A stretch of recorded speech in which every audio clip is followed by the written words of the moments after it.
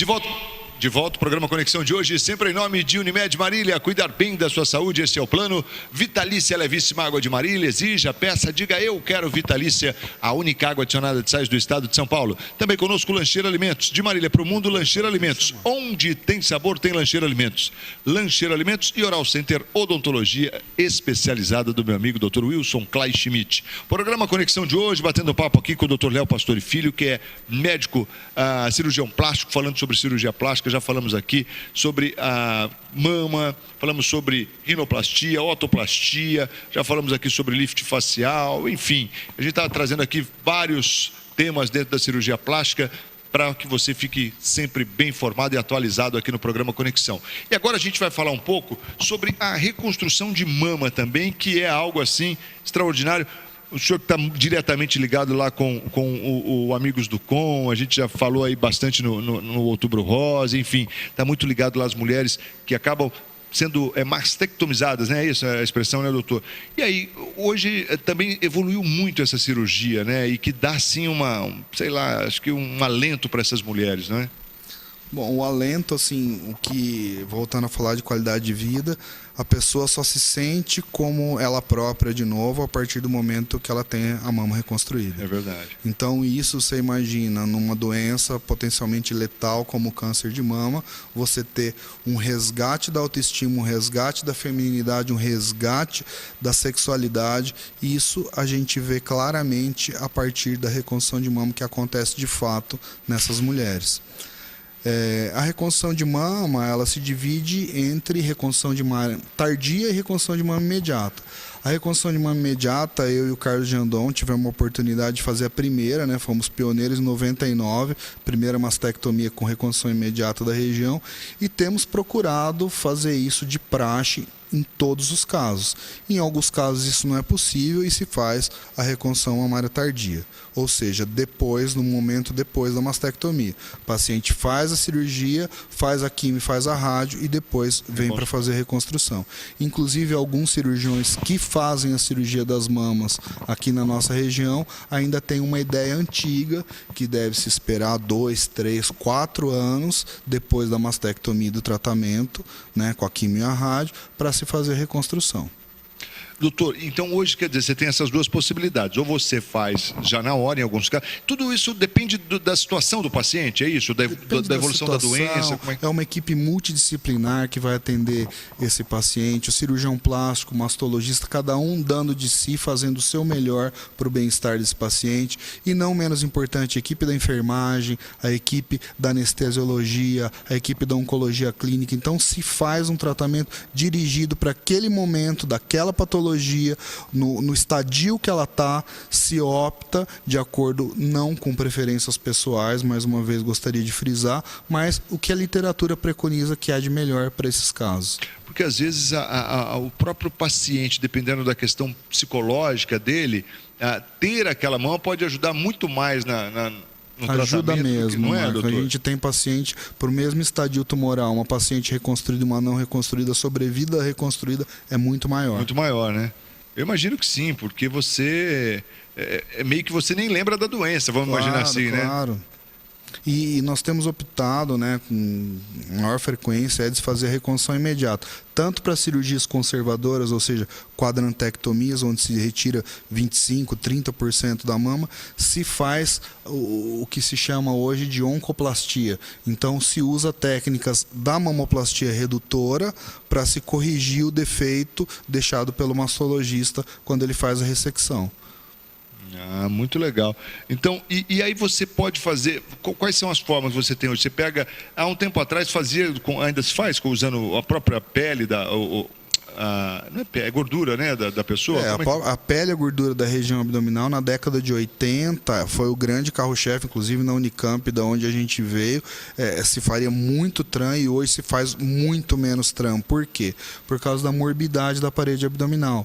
Quando se retira os dois músculos ou um dos músculos reto-abdominais para fazer esse retalho para reconstruir as mamas, se causa uma morbidade na parede abdominal em termos de herniações, protuberâncias, abaulamentos na região abdominal, que ela fica desprovida. E um outro fator funcional também que é prejudicado é a própria flexo-extensão do tronco.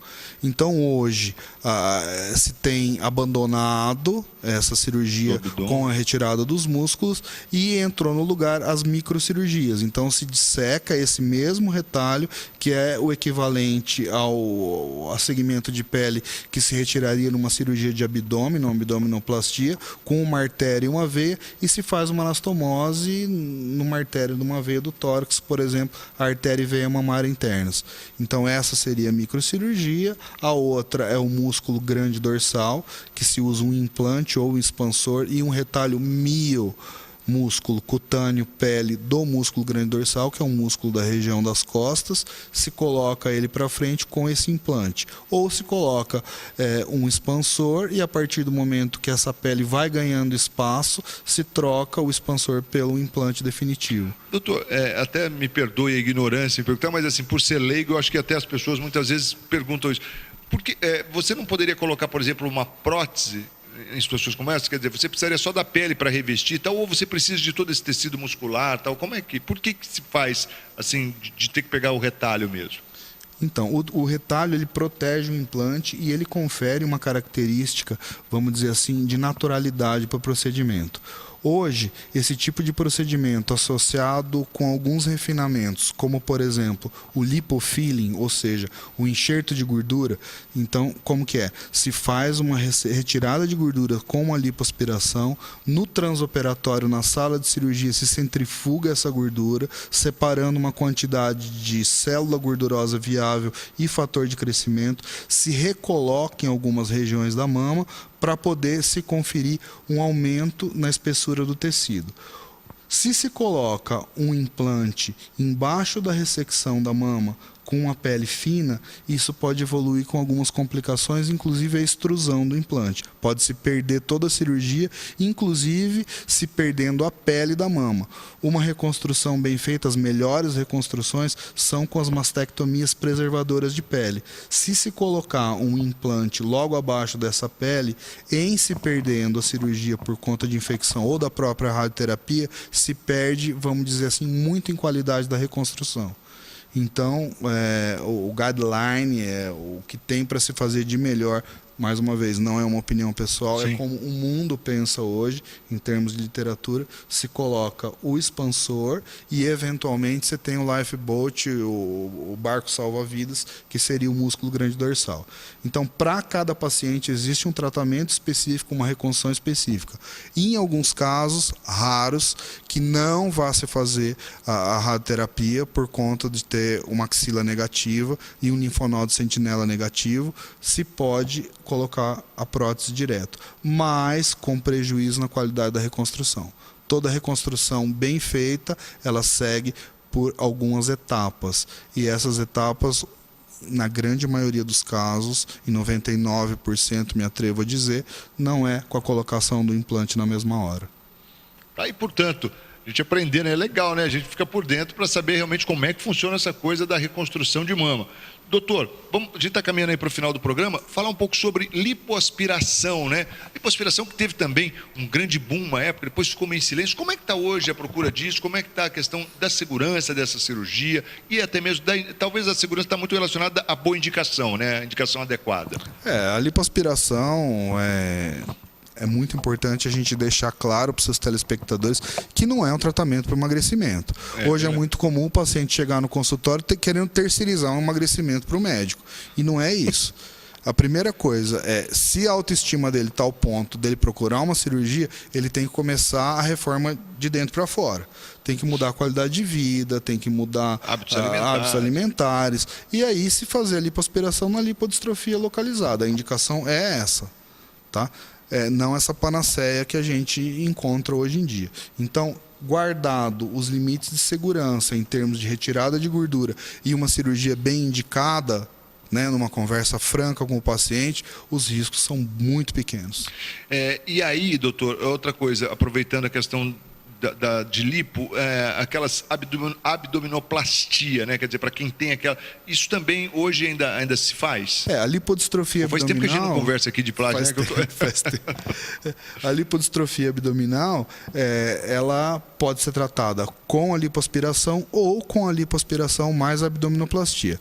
A lipoaspiração fica restrita para os casos em que a pele, a gente infere por algumas medidas que essa pele vai ter uma retração adequada, então ela pode ter, vamos dizer assim, uma reconformação, acertando a relação conteúdo e continente. A gente retira o conteúdo, o continente, a pele se adequa ao novo, vamos dizer assim, corpo com menos gordura.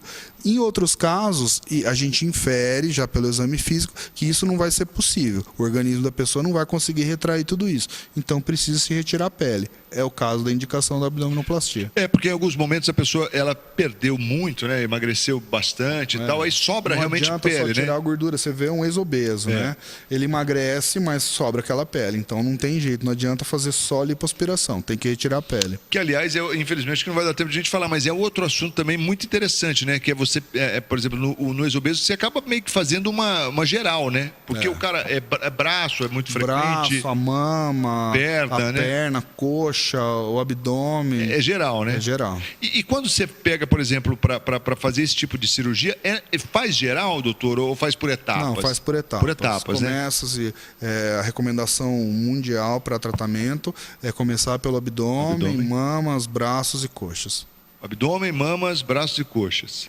A coxa e o braço pode mudar a ordem, mas a regra geral é primeiro o abdômen, depois a mama. E o interessante, a gente está caminhando já para o final, claro, sempre uma boa conversa, procurar se tem muita tranquilidade quando se fala em cirurgia, principalmente a cirurgia estética, né, doutor? Precisa tentar captar a expectativa do paciente, ver se ele tem uma expectativa realista com relação ao que pode humanamente ser possível de ser realizado para ele. Desculpa. Não, tranquilo. A partir daí... Hoje o Magrão não trouxe água pra gente, né? Então, realmente você... Mas tudo bem, a gente segura. Vai lá. A partir daí, com uma conversa franca e estabelecidos os critérios e os parâmetros, vamos dizer assim, de limitações do procedimento, se pode fazer. Fantástico. Olha, a gente está chegando aqui no final do programa Conexão de hoje e só que para a gente finalizar, Magrão, quero mostrar um cara aqui que dirigiu esse programa hoje. Ele ficou aqui como diretor, que é o Rafa. Olha lá, você está lá na tela já, Rafa. Pode dar um tchau para todo mundo lá, Rafa?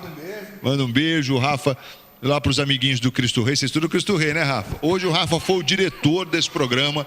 Diretor por um dia, o meu amigo Rafael. Valeu, Rafa. Você é fera, você se comportou muito bem aqui e você orientou a gente direitinho para a gente fazer o programa legal. Parabéns, viu? Doutor, quero te agradecer mais uma vez muito pela presença aqui no programa. Foi uma honra tê-lo aqui. Eu espero recebê-lo numa outra oportunidade. Estamos à sua disposição. É sempre um grande prazer estar aqui com você, pela amizade e pela qualidade de informação do seu trabalho, do seu programa.